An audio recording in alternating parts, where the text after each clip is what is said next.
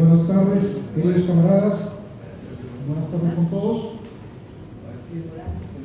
Vengo a presentar esta declaración en nombre del Partido Comunista Peruano. Las tareas centrales de la lucha antiimperialista. Tras la crisis de 2008, el mundo entró en una fase de cambios geopolíticos acelerados en diferentes partes del mundo. En América Latina avanza la hegemonía de los gobiernos progresistas y gobiernos de izquierdas alejados de la influencia de Estados Unidos.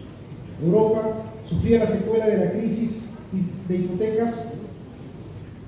y Rusia se preparaba para volver a la escena mundial cuando sofocó el meritorio intento de Georgia de Saakashvili de ingresar a la OTAN en víspera de la derrota definitiva de la yihad mojavista en el Cáucaso Norte.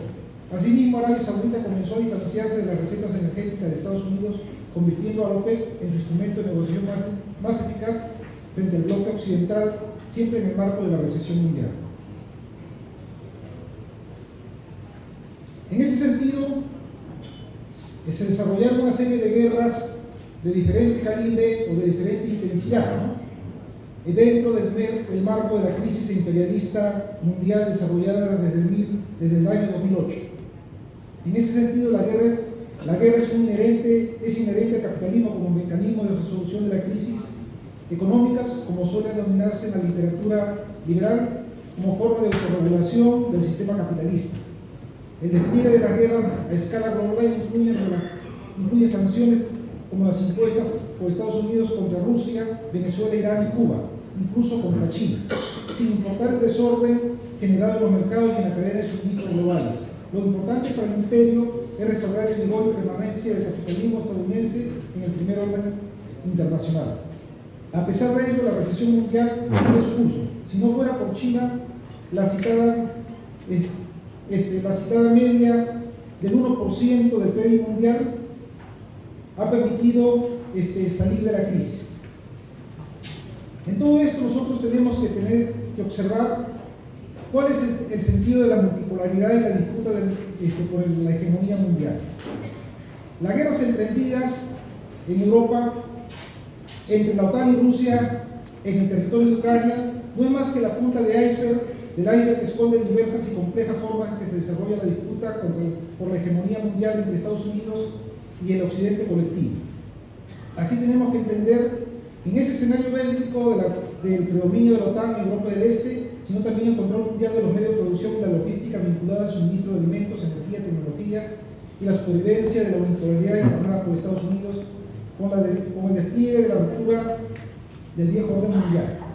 Ya no es posible ocultar la desesperación del otrora poder indiscutible de Estados Unidos en el planeta.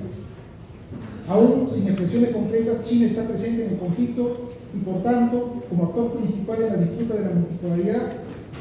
Si bien esto podría insinuarse en el mundo avanza hacia la revisión de la vieja bipolaridad, lo que viene ocurriendo no parece acercarse a una perspectiva, ya que el multilateralismo y sus múltiples manifestaciones cobran cada vez más vigencia y se reivindican a sí mismas en consonancia con las cambiantes correlaciones de fuerzas globales hacia un escenario multipolar. Los nuevos procesos multipolares, los nuevos espacios multipolares, en ese caso hablamos de los BRICS, el G77 más China, el G20, la Organización de Cooperación de Shanghái, entre otros, como actores de la fragmentación que buscarán protagonismo colectivo e individual, sin ello tener que romper formalmente con los nuevos multipolos, China, Rusia, India, Brasil, Turquía, Arabia Saudita, etc., con la configuración del nuevo orden mundial. La multipolaridad y el nuevo orden mundial en los países no hegemónicos. ¿A qué aspiran los pueblos de los países no hegemónicos en la multipolaridad y en la instauración de un nuevo orden mundial? En la incertidumbre de la multipolaridad y del nuevo orden mundial, la multipolaridad es sustituida por la multipolaridad. Pekín, Moscú, Nueva Delhi, Brasilia, Pretoria, a partir del 1 de enero de 2024, se añadirán Riad, Abu Dhabi, Addis Abeba, Buenos Aires, El Cairo, Teherán, que sustituirán a Washington, el yuan, el rublo, el real, la rupia, el ram, la libra egipcia, el rial, el bir, el riyal, el dirham, los pesos argentinos que sustituirán al dólar. El nuevo Banco de Desarrollo de los BRICS, el Banco Asiático de Inversiones de Infraestructura, en sustitución del Banco Mundial y del Banco Europeo de Inversiones. En términos concisos, los BRICS ampliados serían el verdadero agente de este esperado cambio de la dualidad, unipolaridad, orden mundial antiguo, que dará impulso al surgimiento de múltiples centros, periferias, multipolaridad, nuevo orden mundial. Los BRICS y los próximos BRICS ampliados se consolidarían en respuesta a las prácticas comerciales abusivas de los países hegemónicos del occidente colectivo. Los regímenes de sanciones punitivas contra los países calificados como peligros reales y potenciales para la seguridad de Estados Unidos, como los casos de Cuba, Venezuela, Irán, Rusia y China. La piratería internacional llevada a cabo por Estados Unidos y sus aliados contra los fondos y activos soberanos de países como Irán, Rusia, la República Popular Democrática de Corea, Siria y Venezuela. La desatención de las necesidades de desarrollo de los países más pobres y de la dominación del occidente colectivo. Los BRICS surgen de los escombros dejados por la gran recesión de 2008 y se fortalecen por las mismas causas que los estados hegemónicos insisten obstinadamente en mantenerla. Los países fundadores de los BRICS se alejaron del modelo neoliberal de consenso de Washington. Recordemos que la Rusia de Yeltsin y los países del extinto Comecon, las recetas neoliberales se aplicaron sin contratiempo ni oposición. En Rusia, el liberalismo sufrió su primera derrota con la llegada de Putin a la presidencia el año 2000 y la reestructuración de la política bajo la verticalidad del poder, en la que el Estado ha tenido un papel protagonista en la gestión de la economía rusa, planificación semicentralizada, a lo que ha permitido un crecimiento desde entonces hasta antes de la crisis de 2008, a un ritmo de 6.95% en su PBI y 7.35% per cápita. Igual, la República Popular China no fue permeable a las recetas neoliberales del consenso de Washington, manteniendo el control de los agentes económicos desde el esquema de planificación central y los planes quinquenales y en su actual sociedad moderadamente acomodada. Para los pueblos de la periferia no hegemónica, el BRIC emergería en el horizonte como el espacio global que romperá con los esquemas de dominación del viejo orden mundial encabezados por el imperialismo norteamericano, que concentrará las mayores productores de hidrocarburos, las mayores poblaciones, los mayores mercados, los mayores centros industriales, superando ampliamente al G7. Aunque en la actualidad los BRICS representan el 25% del PIB global, el 42% de la población mundial y más del 16% del comercio mundial. En 2023, las economías de los países de la G7 representan más del 45% del PBI mundial y el 10% de la población. Su peso en la economía mundial es evidente, pero también decreciente. A partir del 1 de enero de 2024, los países BRICS ampliados acumularán el 36.6% del PIB mundial, mientras que el G7 se reducirá al 29.9%. Por otro lado, los BRICS, los próximos BRICS ampliados, a diferencia de los países del G7 y de la TIADA, no estarán por ahora a la cabeza del desarrollo de las nuevas tecnologías y a excepción de la República Popular de China, que se ha centrado en los últimos años en desarrollos tecnológicos no sancionables para referirnos a las tecnologías no sujetas a sanciones o prohibiciones por parte de Estados Unidos, lo que ha permitido a China seguir liderando en 2022 como el 46% de los ingresos de los registros de patentes a nivel mundial, seguida de Estados Unidos con el 17%, Japón y Corea del Sur con el 8.5% y 7% respectivamente. El factor de desarrollo tecnológico es crucial para la estrategia de construcción de un nuevo mundo multipolar y del nuevo orden internacional, porque de lo contrario no será posible sobrevivir a un nuevo orden mundial en el que la acelerada innovación tecnológica consolidada su dualidad intrínseca de independencia, no dependencia. Los países BRICS, en el tránsito de convertirse en un contrapeso al occidente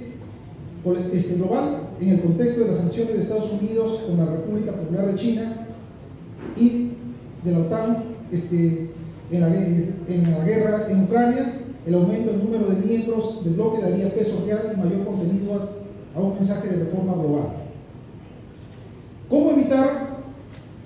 que la multipolaridad, nuevo orden mundial, se convierta en un nuevo esquema de dominación mundial distribuida? Las ambiciones imperiales de Estados Unidos en la Estrategia de Seguridad Nacional de 2002, más de 20 años después, su formulación mantiene su esencia. Establecía tres principios básicos de la nueva estrategia estadounidense. Primero, asegurar permanentemente el dominio mundial indiscutible de Estados Unidos, de modo que ninguna nación pueda rivalizar con él ni amenazarlo. Segundo, la disposición permanente de Estados Unidos a desarrollar rápidamente ataques militares preventivos contra estados o fuerzas de cualquier orden, de cualquier parte del mundo que se considere una amenaza para la seguridad de Estados Unidos y sus fuerzas e instalaciones en el exterior o sus amigos o aliados. Tercero, la inmunidad a los ciudadanos de Estados Unidos frente a los tribunales penales internacionales. Los presidentes de Estados Unidos, Bush, Obama, Trump, Biden, cada uno por sus detalles han mantenido la misma línea estratégica. Así, China, en su amplio ascenso económico, obligó a Trump a desatar la guerra comercial tecnológica contra este país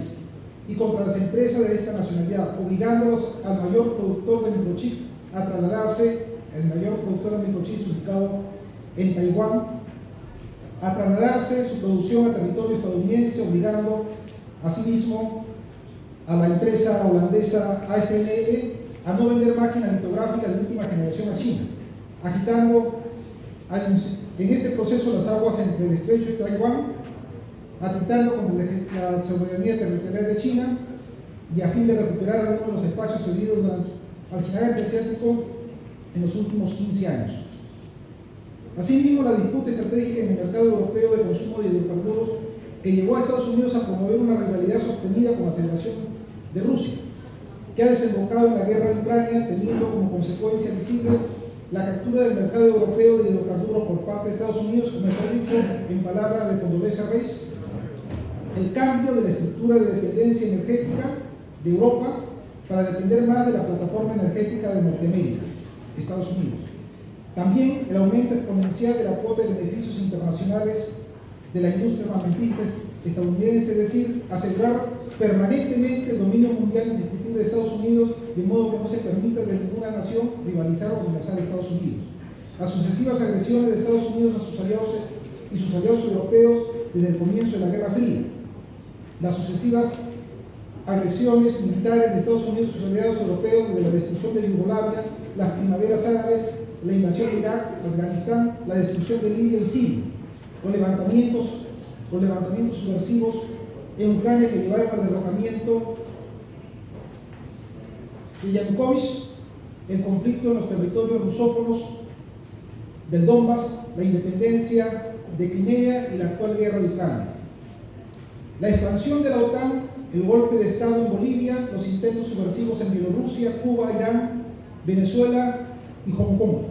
Es decir, la permanente disposición de los Estados Unidos para desarrollar de manera rápida ataques militares preventivos contra estados o fuerzas en cualquier parte del globo que se considere una amenaza para la seguridad de los Estados Unidos, sus fuerzas e instalaciones en el extranjero o sus amigos o aliados, y la inmunidad, es decir, impunidad de los ciudadanos estadounidenses frente a los enjuiciamientos en tribunales penales internacionales.